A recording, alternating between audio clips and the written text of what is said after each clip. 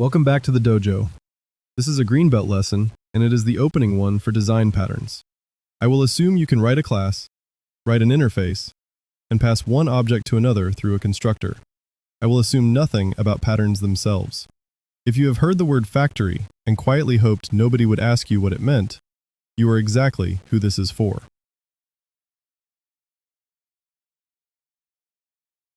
Here's a method that draws a departure board. It works. It has been in production for 2 years, and nobody has ever filed a bug against it. Look at what it is doing, though. It decides what kind of service each row is.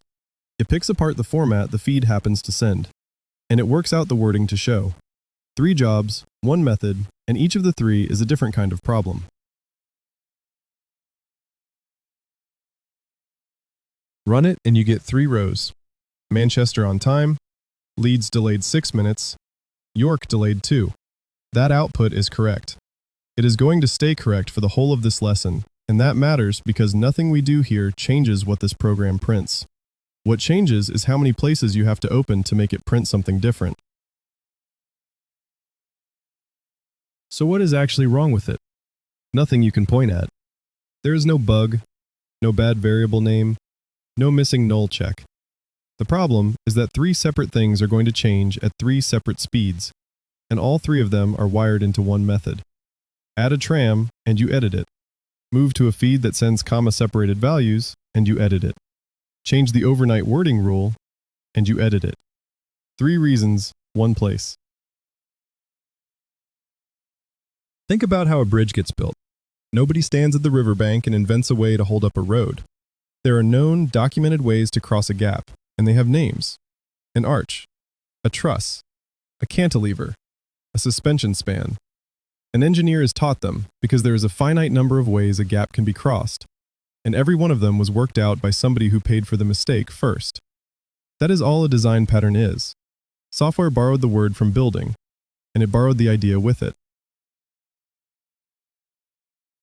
A design pattern is a named solution to a problem that keeps coming back. Not a library, not something you install, not code you copy. It is a shape, described once, that you write yourself in your own code each time. The book that named most of them came out in 1994. Written by 4 authors people started calling the Gang of 4, and almost every pattern in it was already being used. They did not invent these. They wrote down what good code was already doing and gave each one a name. Here's the part that changes how you read your own work. The number of genuinely different problems in software is small. Far smaller than the number of programs. You are going to spend your working life building things that have not been built before, out of parts that almost all have. Reaching for a known solution is not a lack of imagination. It is the same instinct that stops a structural engineer from inventing a new way to hold up a roof on a Tuesday afternoon. And the name is doing more work than the shape. If I say to you, put an adapter around it, that is 4 words, and you already know roughly what the class will look like, what it will implement, and why it exists. Without the name, I have to describe it.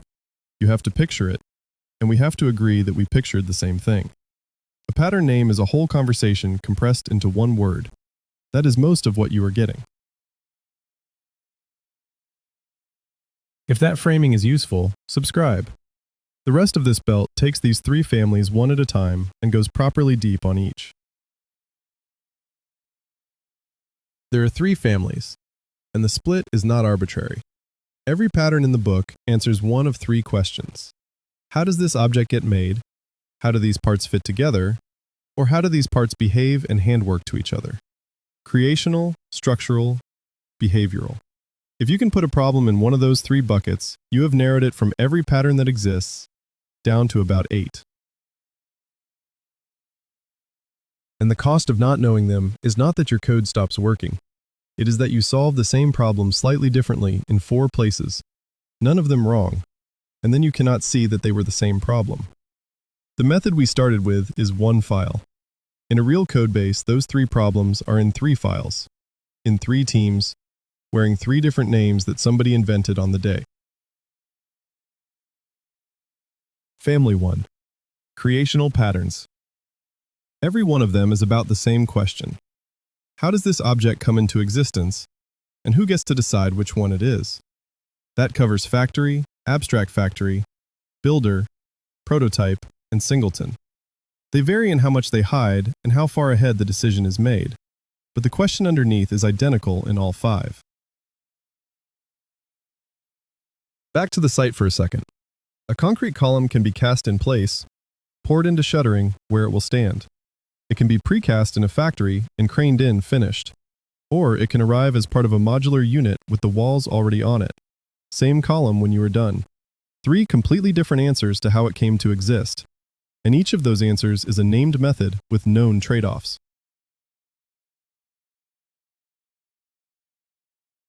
Here is the creational problem in our board, and it is one line. The code checks whether the feed's service code is the 3 letters TRN. And if it is, the label is train. Otherwise, the label is bus replacement. That is a decision about what kind of thing this row is, made with a conditional in the middle of a method whose job is drawing.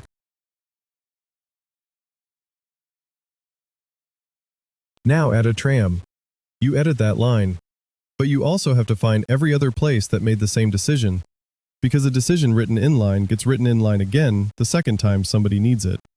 This is the actual failure. Not that the conditional is ugly, that there is nothing stopping there being 4 of it. So we pull it out. An interface called iService with a single label. 2 classes that implement it. Train service and bus service. And 1 static class, service factory, holding a switch that turns a feed code into the right one. That is the whole pattern. It is called a simple factory. It is the lightest thing in the creational family, and it is about 12 lines.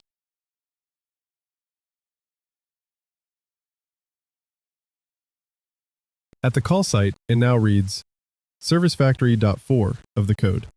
The caller has stopped knowing which class it is getting. Adding a tram is 1 new class and 1 new line in the switch, and every call site in the program is already finished. Notice what did not happen. Nothing got more abstract. The decision moved to one place and stayed exactly as concrete as it was.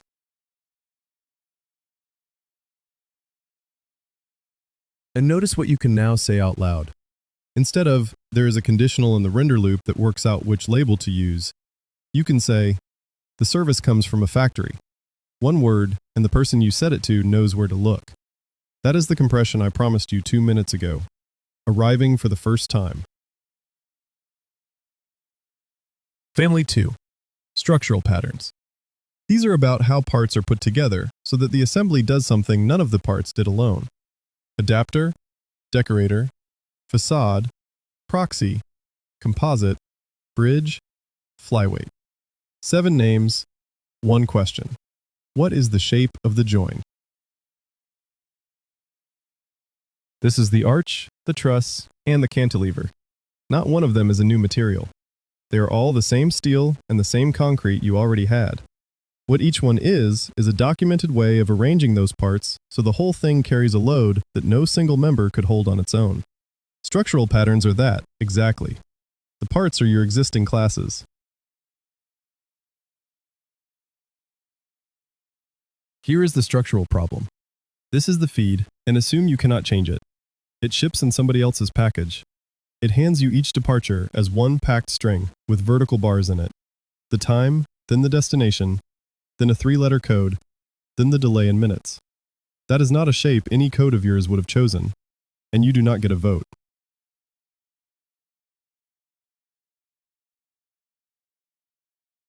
So we start from the other end. What shape does the board actually want? It wants a list of departures, where a departure has a service, a destination, a time, and a delay as 4 separate things with names. That is an interface. Departure source, and 1 record. Write that first before you look at the feed again. The side that owns the wording is the side that has the requirement.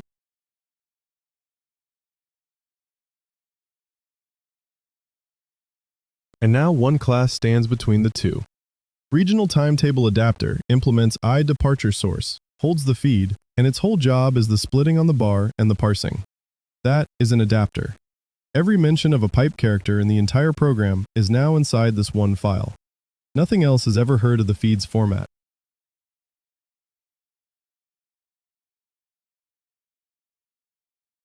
board's constructor takes an I departure source. It has no idea a regional timetable exists. If the feed moves to comma-separated values tomorrow, you write a second adapter and change one line in main. If a second feed appears, you write a second adapter, and the board does not know that either.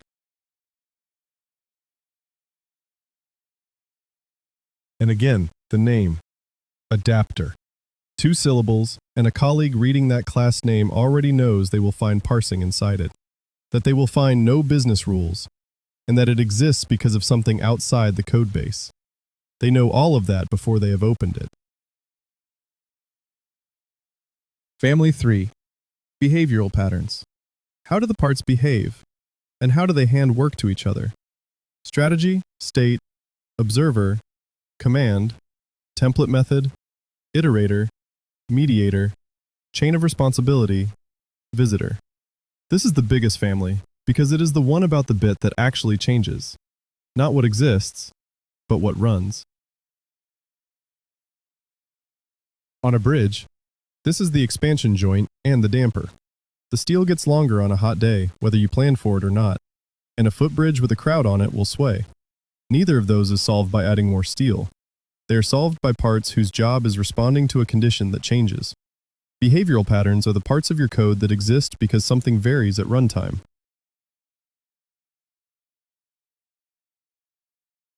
Here is ours. 3 branches deciding what to say about a delay. If there is a delay and it is not quiet hours, say delayed. Otherwise, if the delay is 5 minutes or more, say it anyway.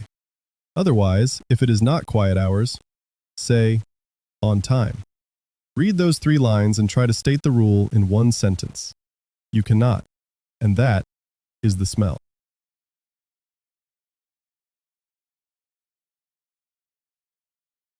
So we name the decision instead of writing it down. An interface, iDelay policy, with one method, announce, that takes a departure and returns what to say about it. An empty string means say nothing. That interface is the whole abstraction. It is one method, and the method is a sentence. Given this departure, what do we announce?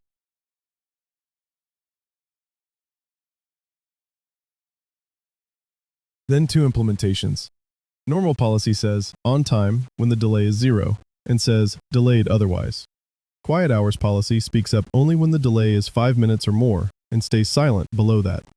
Each one is 3 lines, and each one is readable on its own, which the branching version never managed with all 3 rules in the same place.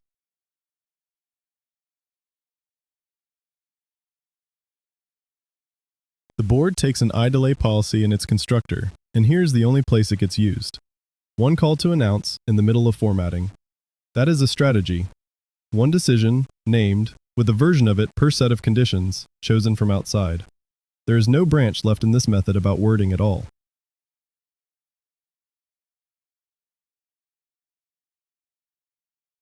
Now run all 3 passes. Pass 1 and pass 2 print exactly the same 3 rows, because we did not change the behavior, we changed where the decisions live. Pass 3 is that same departure board, constructed with one different argument, and Manchester and York now say nothing, because at that hour, a 2-minute delay is not worth waking anybody for. 3 named solutions, and the program does what it always did.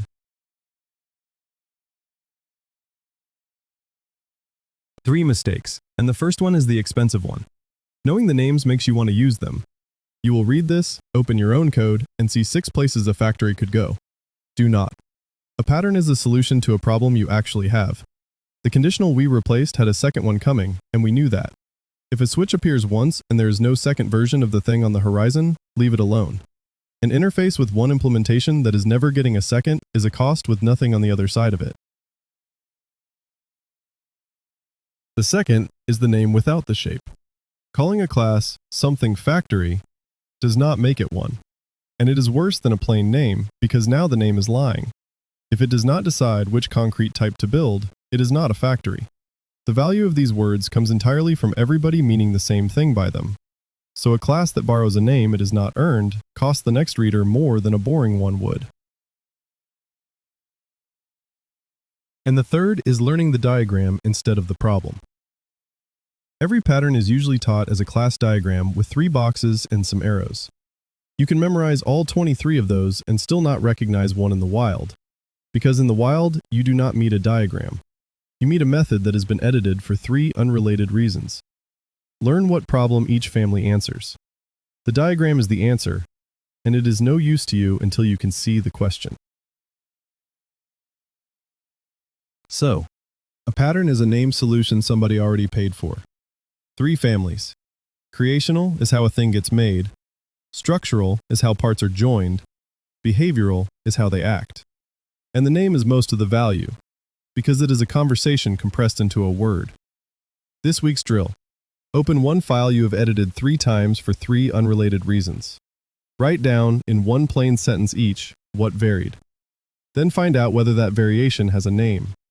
You are not refactoring anything. You are finding out how much of what you have already solved was solved before you got there.